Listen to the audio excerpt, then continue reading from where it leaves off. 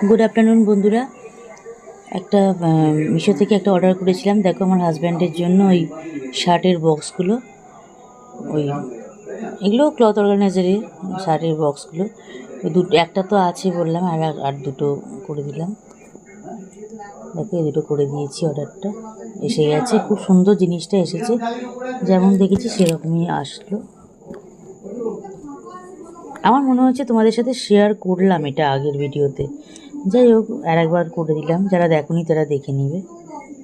ভিডিওটা এখান থেকেই শুরু করলাম আজকে। সাথে থাকো, পাশে থেকো। সঙ্গীতা ডেইলি লাইফস্টাইল চ্যানেলে তোমাদেরকে স্বাগত জানালাম। আরও একটা নতুন ব্লগ শুরু করলাম আজকে। আমার হাজব্যান্ডের এই শার্টের বক্সগুলো দেখিয়েই শুরু করলাম ভিডিওটা।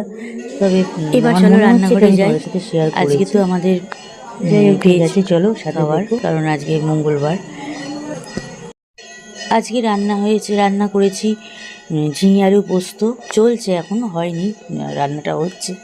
এখানে মা আমের চাটনি আর টকের ডালটা করে রেখে গেছে।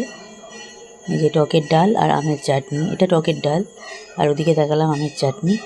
এই ভাত বসিয়ে দিয়েছি আর পোস্তটা হচ্ছে এখন। আলু ঝিঙে সমস্ত কিছু সিদ্ধ হয়ে গেছে অনেকক্ষণ ধরে। আর ঝিঙে দিলে না ভীষণ জল বেরোয়, আমি চাপা দিয়ে রেখে করেছিলাম। তারপরে যখন একটু জলটা একটু বেরিয়ে এলো, তখন পোস্তটাকে ভালো করে নাড়াচাড়া করে পোস্তটা দিয়ে কষে নিয়ে তারপর তো করলাম।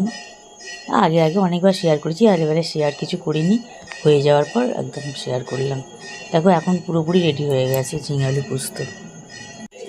কোনো রকম পোস্ততেই বেশি জল আমার একদম পছন্দ হয় না। দেখো এটা একটু শুকনো শুকনো পোস্তটাই খেতে ভালো লাগে বেশি। গুড ইভিনিং বন্ধুরা। আজকে ওই কেক নিলাম, কেক আর চা। ওদেরকেও দিয়ে এসেছি, ও ঘরে কেক আর চা দিয়ে এসেছি। আজকে বিস্কুট নিয়ে নিই, বললো কেক দিয়ে খাবে। আমি ঠিক আছে তাই খাও। কেকগুলো এনেছে, কেক আর চা দিয়ে এলাম। আজকে রাত্রিবেলা রুটি করলাম না। আজকে এই যে আমাদের এখানে হাজি বিরিয়ানি আছে, ওখান থেকে বিরিয়ানি আনিয়েছি।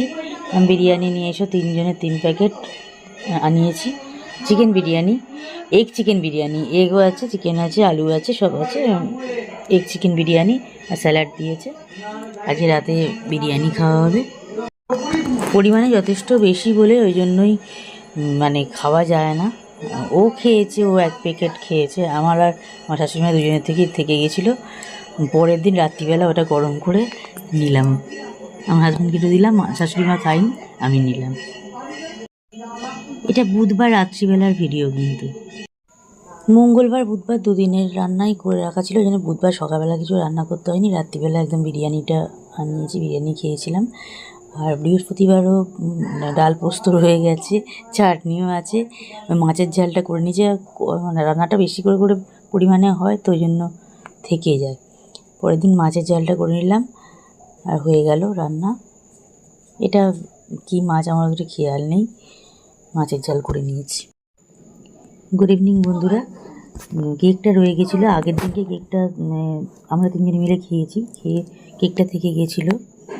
আর দেখো পরের দিনও কেক নিয়ে নিলাম, কেক নিয়েছি আর বিস্কুট নিয়েছি।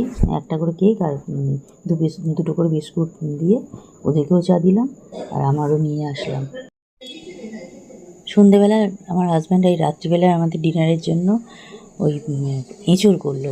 বললো যে এঁচোড়টা আজকে আমি করবো। সকালবেলা এঁচোড়টা সিদ্ধ করে রাখা ছিল, আর সমস্ত আলু, পেঁয়াজ, কাঁচা লঙ্কা সব কিছু কেটে দিয়ে গেছে কাজের দিদি। ও বানালো এঁচোড়টা বানিয়েছে। আমাদের তো ভাত খেলাম, আর ওর জন্য রুটি করে দিলাম। 5টা রুটি করলাম আর আমাদের ভাত। এটাই আমাদের আজকে ডিনারে হলো। শুধু আজ না, আজকাল 2 দিন ডিনারে হয়েছে। এটা বৃহস্পতিবারের ভিডিও, আমি ভিডিওটা একটু পরে দিচ্ছি।